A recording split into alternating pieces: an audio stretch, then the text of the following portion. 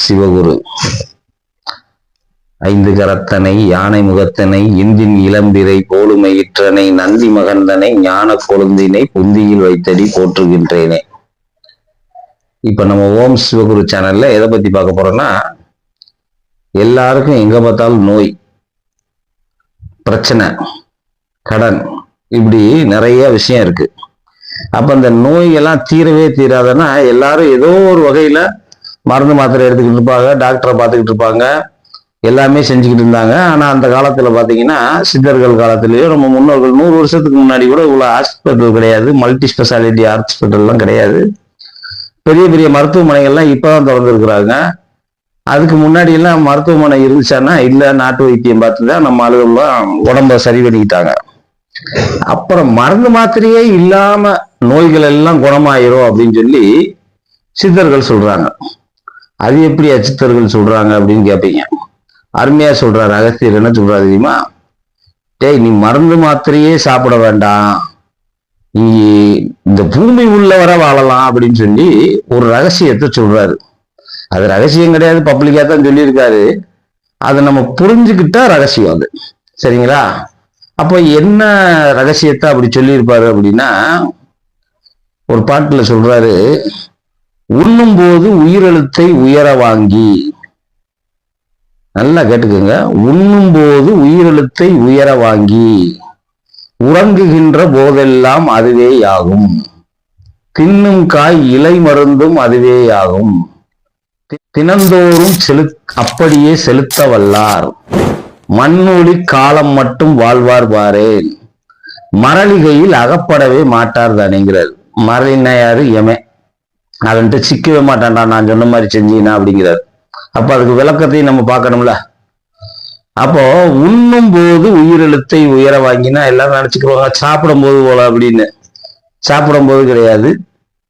இப்ப இந்த உயிரெழுத்தை உயர வாங்குறது எப்படின்னா, மூச்சு பயிற்சியில சில முறைகள்லாம் இருக்கு. எல்லாரும் மூச்சு பயிற்சி செய்ய முடியுமா, செய்ய தெரியுமா அப்படின்னா, இதுக்காண்டி மூச்சு பயிற்சிக்கு ஒரு ஆசிரியர் எல்லாம் தேடி போகிற மாதிரி ஆயிடும்.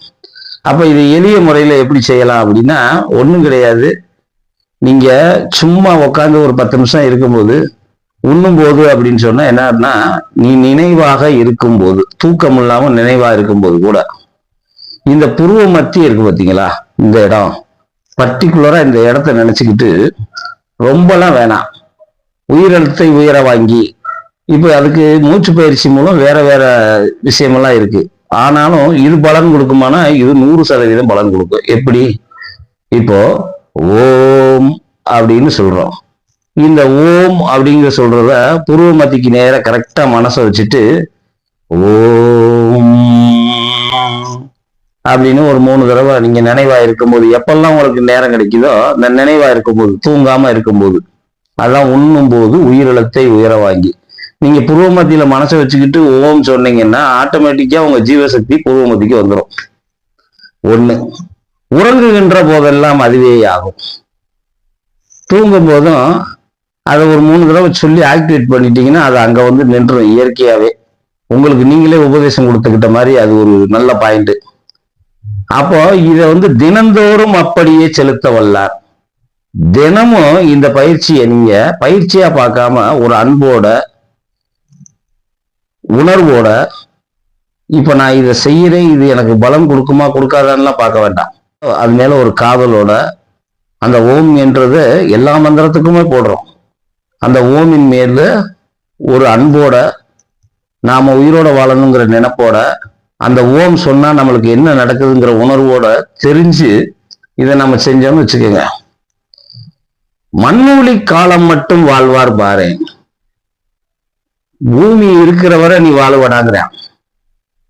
அப்ப என்ன நினைப்போம், என்னடா இதுவரைக்கும் அப்படி யாரா வாழ்ந்தது, சித்தர்கள்லாம் எங்கடா வாழ்ந்தாங்க, அப்ப காட்டுன்னு சொல்லி கேட்க மாதிரி தோணும். அதுக்கெல்லாம் வேற வேற பதில் இருக்குது. இந்த வீடியோல நான் சிம்பிளா பேசுவோம். மரளிகையில் அகப்படவே மாட்டார் தானே. இந்த மாதிரி தினம் செஞ்சுக்கிட்டு இருக்கவன எவன் வந்து பிடிக்க மாட்டாங்கிறான். அப்போ நாம சாகாம வாழ்றதுக்கே அவன் அழகா வழி சொல்லியிருக்கான். நோய் இல்லாம வாழ்றதுக்கு மட்டும் கிடையாது. கடன் பிரச்சனை இருக்குதா, நோய் பிரச்சனை இருக்குதா, தரித்திரம் இருக்குதா, செல்வ வளம் குறைவா இருக்கா, நான் சொன்னதை இதை நீங்க செஞ்சு பாருங்க, ரொம்ப அற்புதமா வேலை செய்யும். ரொம்ப அற்புதமா வேலை செய்யும். ஒரு 15 நாள்ல இதோட தன்மை எப்படின்னு உங்களுக்கு தெரியும். ஏன்னா மனம் ஒரு இடத்துல குவிய ஆரம்பிச்சிடும். குவிய ஆரம்பிச்சோன்னா ஒருங்கிணைந்த மனம் என்ன செய்யும்? நீ நினைச்சதெல்லாம் நடத்தி காட்டும். அப்ப நல்லதையே நினைப்போம், நல்லதையே செய்வோம், நீடூழி வாழ்வோம் என்று எல்லாம் வல்ல இறைவனை வேண்டி சித்தர்கள் அருளால இந்த சிவகுரு சேனல்ல இந்த வாய்ப்பு அளித்தமைக்கு நன்றி, வணக்கம். அதுக்கு முன்னாடி நம்ம எல்லாருமே ஒரு விஷயத்தை புரிஞ்சுக்கணும். இந்த மாதிரி பயனுள்ள தகவல்கள் கிடைக்கிற சேனலை சப்ஸ்கிரைப் பண்ணுங்க, கமெண்ட் பண்ணுங்க, எதுனாலும் கமெண்ட் பண்ணுங்க, கமெண்ட்ல சொல்லுங்க, கேள்வி கேளுங்க, பதில் சொல்லப்படும். சரிங்களா? என்ன கேள்வி வேணாலும் நீங்க கேட்கலாம், பதில் இருக்கு. சரிங்களா? சப்ஸ்கிரைப் பண்ணுங்க, கமெண்ட் பண்ணுங்க, லைக் பண்ணுங்க, ஷேர் பண்ணுங்க. ஓம் சிவகுரு.